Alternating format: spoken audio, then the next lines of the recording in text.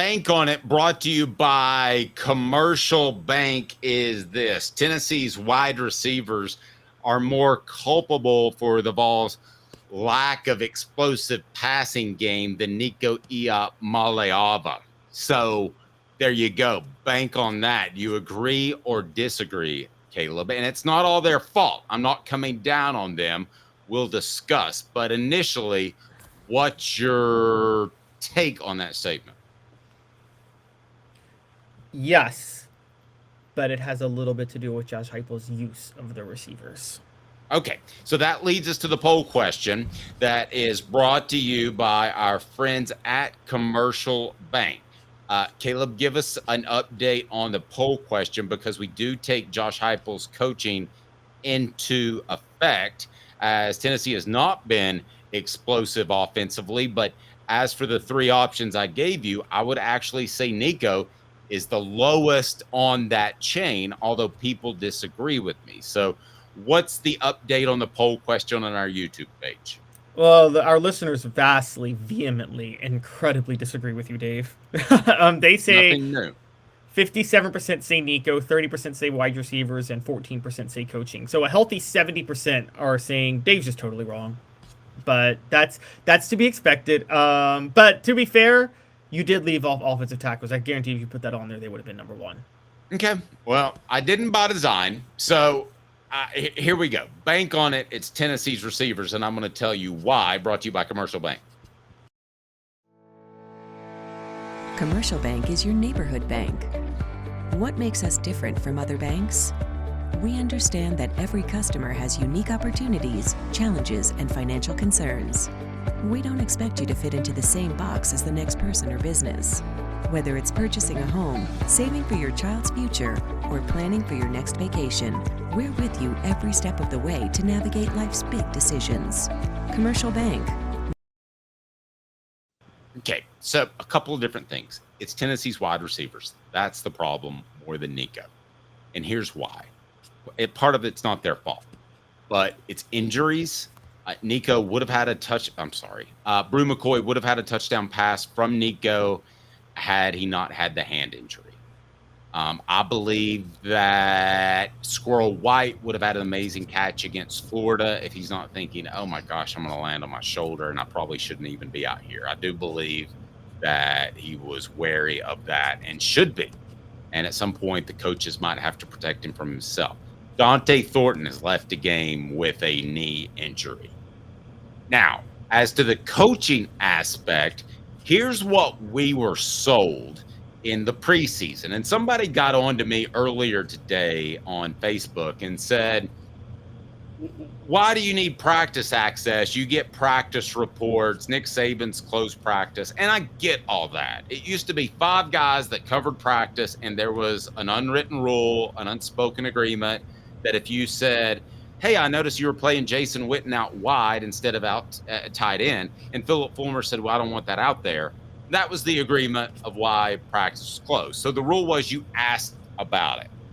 But practice isn't open now at all, and it's not open anywhere. So this isn't a Josh Heupel shot. But what were we told about Tennessee's backup wide receivers, Caleb?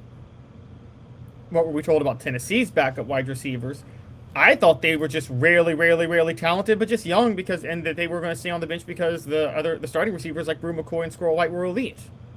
But weren't we led to believe by post-practice comments that Tennessee would go deeper into the receiver rotation than just 3? Didn't you think that? I thought that. I thought Mike Matthews would get on the field. I thought Chris Brazzell was going to get on the field even more than he has. Now, I thought Tennessee's receivers, like their defensive line, would go too deep.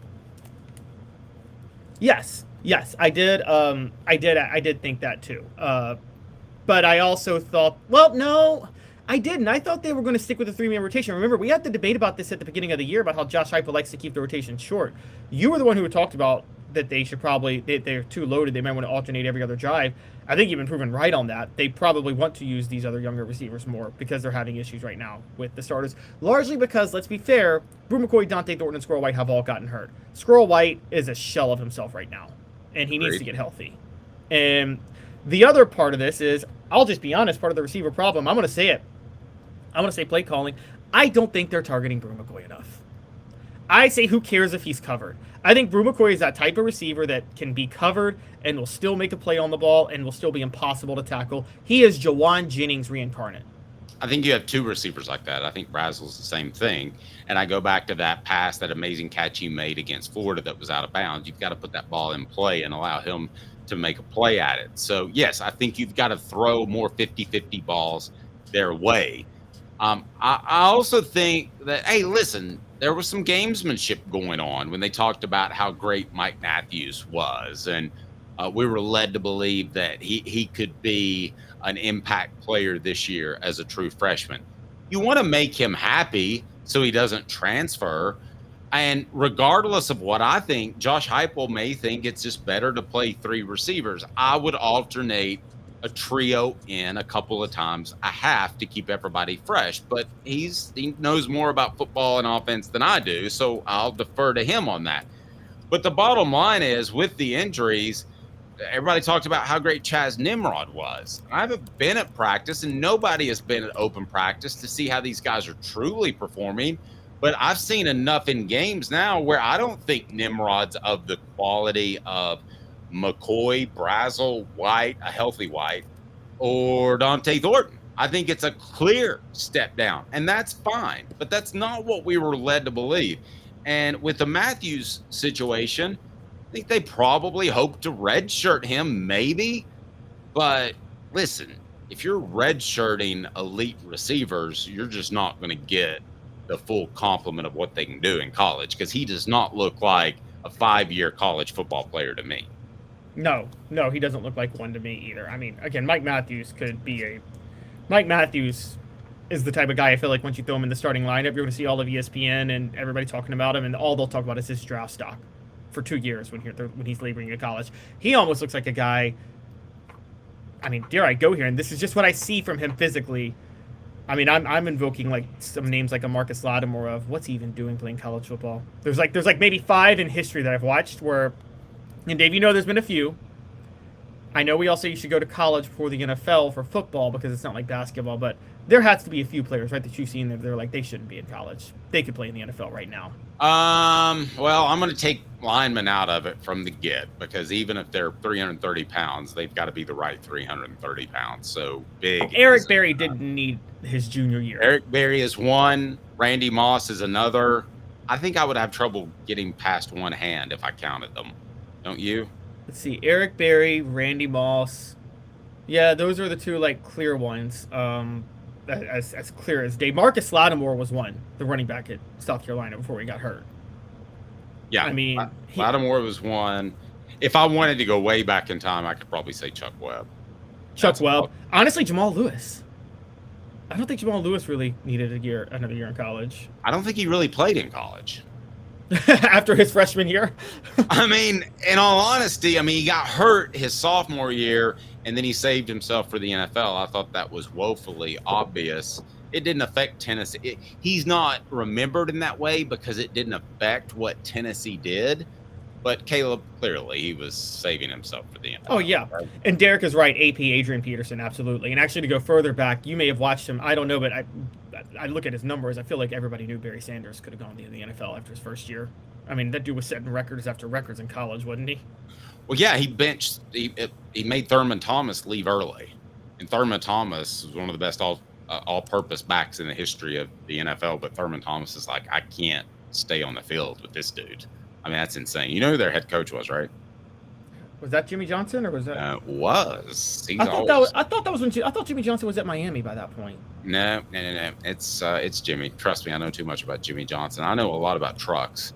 I know work trucks that are actually available, trucks that help you maximize your profits by having the right work vehicle now. Time is money. The perfect work vehicle doesn't break down, has all the space to carry what you need. That's what Work Trucks is intent on offering, while other dealerships just can't do it. Contracting is about time. Work Trucks saves you time with less back and forth trips and trucks that pass the highest standards to be put to work. The process is quick and easy when choosing a vehicle for work trucks, cargo vans, utility body trucks with an iPod work bodies installed, pickup trucks of all sizes, and anything special like cranes or dump trucks. Work Truck supplies vehicles to people just like you and get you back on the road tomorrow. No dealership runaround. If you're a contractor, you need to know work trucks. That's a fact. Service industry, remember work trucks. Work trucks carries the trucks that your business has to have. I just came up with another one that played at Tennessee that could have gone straight to the NFL. You need work trucks, Clinton Highway in Knoxville and downtown Birmingham for the entire inventory. Go online to worktrucksllc.com, worktrucksllc.com. Don't risk chancing your future in business on the wrong piece of equipment. They'll find a perfect truck, outfit it, make sure it fits your needs to a T. Work Trucks with an XLLC.com, proud supporters of the Tennessee Vols. Back to our original question, but I do want to offer this. Albert Haynesworth. A lineman? Yeah, that's my one lineman. Because when I asked, I can't remember who the coach was, but I asked the coach, I said, the difference, and I know you're really high on John Henderson, but I asked the question, I said, what's the biggest difference between John Henderson and Albert Haynesworth? They said, Haynesworth just stings you every time he comes off the line. And that fast twitch capability, yes, Henderson had it in bundles. Anybody that plays that long in the NFL and or college football has fast twitch. Don't get me wrong. But I think that Haynesworth had fast twitch of like an elite running back type. A couple of super chats that go to Quincy Calhoun's college fund. We appreciate that. Timothy says no creative use of running backs, T, or wide receiver passing routes. It's all good. Hello, Mary, and coach needs to have a check down play for Nico. Yeah, and also I think they're learning Nico. Timothy says Hail Mary. We don't need to throw Hail Marys all the time. But I think the sprint out was a very good play. It was a little different from the rollout, which puts the offensive tackles in a bind and they tend to hold. So I thought the sprint out, which led to the Brazel touchdown the Brazel 55-yard pass down the sideline was a big one. Yeah, no, I think that was a huge one. I agree. And I think they're working things in well. Look, I think they got to buy. I agree that receivers are not getting enough blame. Brew broke off a route on one of them because of interceptions. There's a couple that a receiver may have slowed or run the wrong route. I don't think we've talked about that enough. But I do think that, again, I think they're going to get it together. I think once Nico stops seeing ghosts, I think once the receivers get healthy and with this bye week, I think there's a very good chance you could see a strong finish to the season with these guys. No, I agree. And I think it's time for the coaches to be in a position where you know what Nico does well.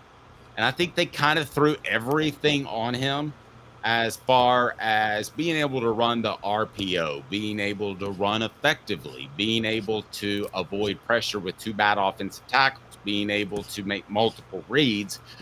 And I think they put too much on him early. So if I had to rank it as far as why Tennessee's offense hasn't been as explosive, I'm dead opposite of what you guys are on the YouTube page. And I would say wide receiver production, followed by coaches and how they've handled Nico, and then Nico would actually be the last on that. So it's the exact opposite on our poll question. As people want to blame Nico, everybody wants to blame the quarterback. Wide receivers, 25% of the vote. Coaching, 10% of the vote. Nico gets 65%. I think that Josh Heupel would say it's more on him than not.